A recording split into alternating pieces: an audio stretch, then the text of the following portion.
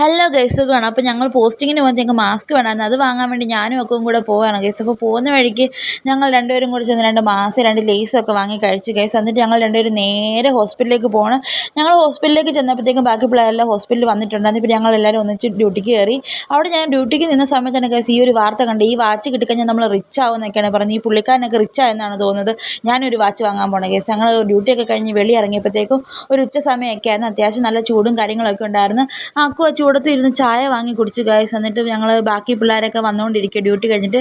ഞങ്ങൾ പിന്നെ എല്ലാവരും നേരെ ബസ്സിൽ കയറി ഗൈസ്. ബസ്സിൽ കയറിയപ്പോഴത്തേക്ക് ഞങ്ങൾക്ക് ലേസും ഓക്കെ ബിരിയാണി അങ്ങനത്തെ സാധനങ്ങളൊക്കെ വാങ്ങി തന്ന്. ജോസ്മോനും മാനും ഒക്കെ വരാനുണ്ടായിരുന്നു. അപ്പോൾ അവരെ വെയിറ്റ് ചെയ്തിരിക്കുകയാണ് ഗൈസ്. അങ്ങനെ ഞങ്ങൾ ബസ്സിലിരുന്ന് കുറച്ച് നേരം സംസാരിച്ചൊക്കെ കഴിഞ്ഞപ്പോഴത്തേക്കും ഗൈസ് ജോസ്മോനും മാനും ബാക്കി പിള്ളേരെല്ലാവരും വന്നു ഗൈസ്. അപ്പം ഞങ്ങളെല്ലാവരും ബസ്സിൽ കയറി നേരെ ഹോസ്റ്റലിൽ പോകാൻ വേണ്ടിയിട്ടാണ്.